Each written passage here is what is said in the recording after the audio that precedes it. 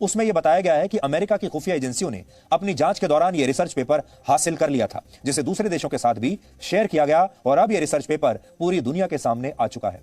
अब इसे लेकर जिन बातों पर जोर दिया जा रहा है उन्हें भी आप जान लीजिए। पहली बात यह कि चीन कोरोना वायरस को जैविक हथियार के रूप में विकसित कर रहा था और संभव है कि उसी ने यह वायरस इंसानों के बीच फैलाया हो। और दूसरी बात यह कि यह भी मुमकिन है कि चीन जब कोरोना वायरस को विकसित कर रहा था एक हथियार के रूप में, तो यह वायरस वुहान की एक लैब से लीक हुआ और इंसानों के बीच फैल गया। चीन पर यह सारे प्रश्न इसलिए भी उठते हैं क्योंकि उसने कभी भी इसकी जांच के लिए वर्ल्ड हेल्थ ऑर्गेनाइजेशन को सहयोग नहीं किया। अगर वो सही है और यह वायरस उसकी लैब से इंसानों के बीच नहीं फैला है, तो फिर चीन किसी भी तरह की जांच से इतना घबराता क्यों है? ये एक बहुत बड़ा सवाल है और इसी सवाल का जवाब ढूंढते हुए अमेरिका की खुफिया एजेंसियां इस रिसर्च पेपर तक पहुंच गई। और अगर इस रिसर्च पेपर को पूरी तरह से सही मान लिया जाए तो यह कहना गलत नहीं होगा कि कोरोना वायरस से मारे गए 32 लाख लोगों की हत्या हुई है और इस नरसंहार के लिए, इन 32 लाख लोगों की हत्या के लिए चीन को जिम्मेदार माना जाना चाहिए। भारत में भी अभी जो हालात हैं वो चीन के ही इस कोरोना वायरस के कारण पैदा हुए हैं। हम और आप आज जो संघर्ष कर रहे हैं, अपने चारों तरफ मृत्यु देख रहे हैं, अंधकार देख रहे हैं। हर रोज हम जब सुबह उठते हैं तो अपने मोबाइल फोन पर किसी ना किसी की मृत्यु की खबर हमारे पास होती है। सुबह सुबह उठकर व्हाट्सएप खोलने में डर लगता है। सुबह सुबह उठकर किसी का फोन अगर आता है तो उस फोन को सुनने में डर लगता है कि ना जाने किसकी मृत्यु की खबर हो, ना जाने किसके संक्रमण की खबर हो। जो भी फोन बजता है ऐसा लगता है कि या तो ये किसी अस्पताल में बेड दिलवाने के लिए होगा, या फिर किसी को ऑक्सीजन दिलवाने के लिए होगा, और या फिर किसी की मृत्यु का समाचार होगा।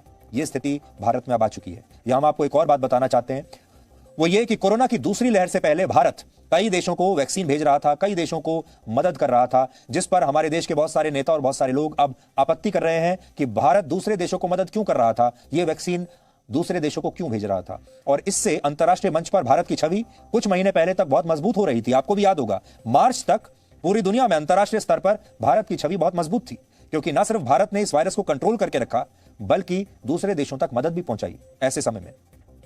लेकिन फिर जैसे ही भारत दूसरी लहर की चपेट में आया, चीन ने इसे एक शानदार मौके की तरह लिया और अब चीन इस मौके का पूरा फायदा उठाकर अपनी छवि को चमकाने में लगा हुआ है। आपको याद होगा, अब हम अपनी स्थिति से ही संघर्ष कर रहे हैं। अब हमारे पास इतना न तो समय है न संसाधन है कि हम दुनिया के बाकी देशों के बारे में सोचें। अब तो हमारी स्थिति यह है कि अगर हमने अपने बारे में ही सोच लिया वही काफी है। अगर अपने आप को इस संकट से निकाल लिया वही हमारे लिए बहुत है। बाकी देशों के बारे में तो अब हमारे पास न फुर्सत बची है और ना ही हमारे पास संसाधन बचे हैं। तो अब जब भारत से यह मदद बंद हो गई और भारत व्यस्त हो गया अपने ही लोगों के अंदर, अपने ही देश के अंदर, तो बाहरी दुनिया में एक खाली जगह आ गई। अब उस खाली जगह को भारत की बजाय चीन भरने की कोशिश कर रहा है और इस समय चीन अफगानिस्तान, बांग्लादेश, नेपाल और श्रीलंका को दवाइयां भेजने का वादा कर रहा है।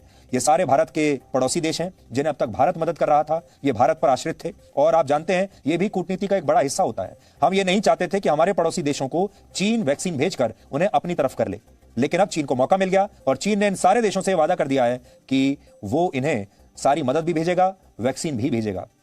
और इन तमाम देशों को ना चाहते हुए भी अब चीन से मदद लेनी पड़ेगी, क्योंकि भारत तो अब इस स्थिति में रहा नहीं कि वो कोई मदद कर सके। और अगर भारत ने कोशिश की भी तो अंदरूनी राजनीति इतनी ज्यादा है भारत के अंदर कि भारत में विपक्ष के जो लोग हैं और भारत के अपने भी एक जो लोग हैं जिनकी ये अब राय बन रही है, वो शायद अब सरकार को देश के बाहर किसी की मदद करने देंगे नहीं। तो चीन अब इन सारे देशों को मदद का वादा कर रहा है और अब सोचिए, चीन भारत से भी ये कह रहा है कि हम आपको पूरी मेडिकल सप्लाई भेजेंगे, आपको पूरी मदद करेंगे। चीन ऐसा इसलिए कर रहा है ताकि पूरी दुनिया ये भूल जाए कि ये महामारी चीन से ही शुरू हुई थी। यानी सबसे पहले चीन ने ये बीमारी सबको दी और अब उस बीमारी का इलाज भी वही देना चाहता है।